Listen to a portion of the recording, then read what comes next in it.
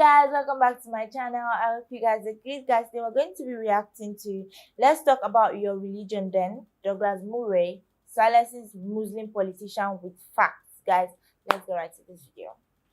And if I can say so, not only has it not got anything to do with race, but the bit that Miriam has not mentioned, which it has a very great deal to do with, is religion. This has a great deal to do with religion, and we have not so far discussed the religious aspect of this, because Islamic State calls itself Islamic State for a reason. Douglas Murray is at it again. In the iconic interview on BBC, he debates a Muslim about policies around how returning jihadists who have committed crimes overseas should be treated by the government and the broader impact of the Islamic religion in Western culture. Douglas Murray argued that the traditional route of prosecution faces significant obstacles, primarily due to the difficulty in gathering concrete evidence against individuals who have committed crimes overseas. As a result, he advocated for a multifaceted strategy to address this issue. He also addressed the elephant in the room, the influence of religion in shaping the views of people who become jihadists. Douglas Murray did not hold back. Watch.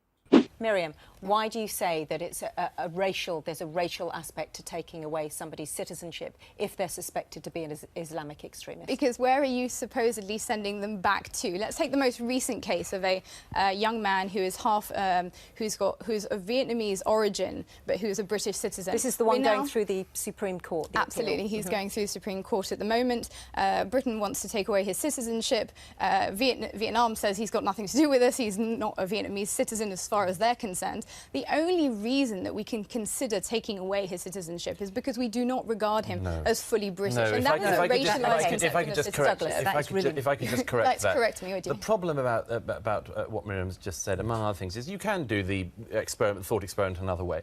Let's say a pseudo-state was set up in another country in the world. It's not a state. I know it's not a state. You know it's not a state. They think they're a state. They call themselves a state. And a lot of people who burn their passports or go over to fight for them believe they are a state. Let's pretend another pseudo-state was set up from any other religious or other kind of background. If people from Britain were going to that state of any background or any origin, and they were cutting off people's heads and raping women and children and so on, I think this country would take a rather tough stance about it. And I think, among other things, one of the things we would look at was withdrawal of passports, among other things. If you say you are signed up to this appalling state, then maybe we take you at your word. Miriam's case is there is a racial element. But there should not ever be. But I think something Miriam said that we really must come back on is that somebody is not considered fully British. Absolutely. You are either British or you're not. Well, then you can't withdraw somebody's citizenship. They're British citizens, and we have to deal with it. If I can say so, not only has it not got anything to do with race, but the bit that Miriam has not mentioned, which it has a very great deal to do with, is religion. This has a great deal to do with religion, and we have not so far discussed the religious aspect of this, because Islamic State calls itself Islamic State for a reason. They follow certain principles, misguided in your opinion, misguided in my opinion, but certain principles that they say they derive from Islam. All right, and any discussion of this has to take them at their word to some extent. Well, I mean, I think it's very interesting that we would sort of try and essentialise Islamic State. They're very much like any cult or, if you like, I think you can look at their origins. If you compare them to any sort of cult or gang, there are usually some similarities with the broader concept from which they are derived. So you get cults that are derived from Christianity. Sure. Very similarly, you would say that Daesh or Islamic State is derived from Islam in some way. Yeah. But I think the problem is to take things at face value and to corroborate their narrative by accepting their view that it is a state and that they have the legitimacy to call themselves Islamic. It's problematic. The Waco group in Waco some years ago, everyone was interested in the religious claims they were making when they decided to become this millenarium crazy cult. If I can just finish. This is a crucial thing we cannot avoid. I know it's uncomfortable. I know we want to keep avoiding it, but the religious aspect, which Miriam didn't want to talk about, is a vital part of this discussion. And it's reliant upon Muslims of all kinds to take that on and tackle it. If I thought it was vital, Douglas, I absolutely would bring it back. But I think what's important is when you look at, for example, these rehabilitation programmes, because that's what we're talking about here, is how to deal most effectively with the threat, is that we are talking about using methods that have been shown to be effective in other contexts and with other groups. Yeah, and those are, can I just finish? They are methods that have been used in criminology and criminal criminal studies for decades, and they've got nothing to do with Islam. They just happen to be effective. We're going to but have to let ISIS you does finish have a this. lot to do with Islam. We're going to have to... Douglas Murray's stance on addressing the complexities of jihadists returning to the UK emphasizes a crucial aspect often overlooked, the influence of Islamic religion on extremism. Murray points out that even if jihadists misinterpret Islam, the religion's perceived influence on their actions cannot be ignored.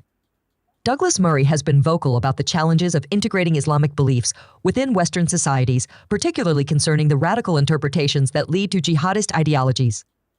He, alongside other commentators like Sam Harris and Ayaan Hirsi Ali, points out that while the majority of Muslims live peacefully, there's a non-negligible fraction whose interpretation of Islam poses a security threat. Harris and Hirsi Ali emphasized the need for a candid conversation about the elements within Islamic doctrine that jihadists exploit to justify violence. Murray's argument is that ignoring the ideological roots of jihadism under the guise of cultural sensitivity not only hinders the fight against extremism, but also fails to protect the values of liberal democracy. I totally agree with Douglas Murray on this one. In a society that prizes free speech, addressing the root causes of ideological extremism is essential, especially when these ideologies stem from religious interpretations that clash with democratic values. Simply enacting policies without engaging with the underlying beliefs can be ineffectual. It's important to foster open dialogues about religion, where constructive criticism is distinguished from phobia or hate speech. We should be able to talk about the influence of Islam on certain people without being labeled as Islamophobic. This is what free speech is all about. Okay, guys, that was a broad one. But yeah, I think, when it comes to dealing with things like this, you have to, look out for the people's beliefs. Now, I am not one to judge.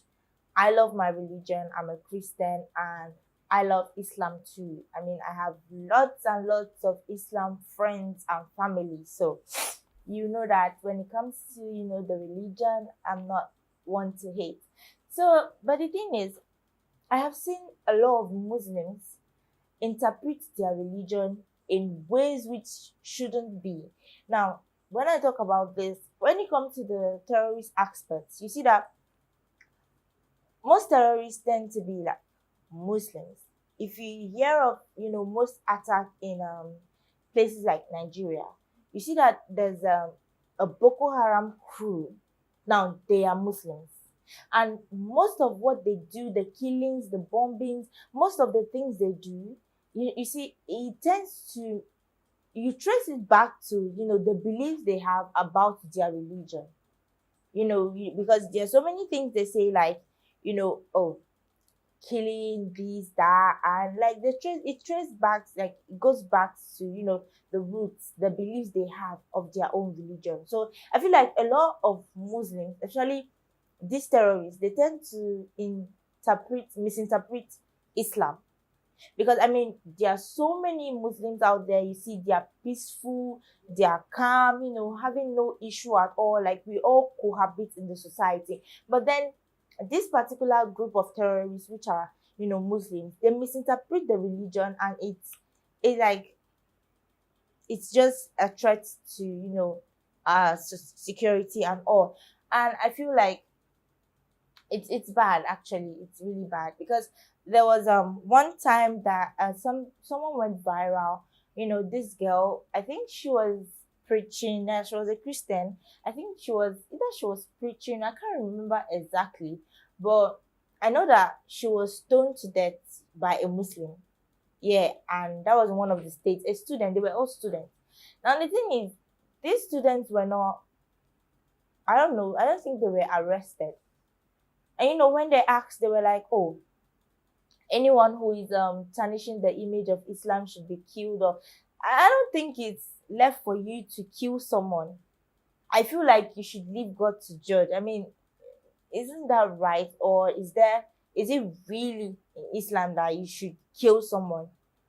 Because I just feel it's strange. So I feel like when it comes to Islam, maybe the rules are not clear, or because there are so many misinterpretations. But guys, the more you think about this, if you're a Muslim, on my channel, do well to give me your thoughts on this, and maybe, clear up the air. Tell me what you think. about the video and about what I said. Also, don't forget to like, subscribe to my channel. Love you guys.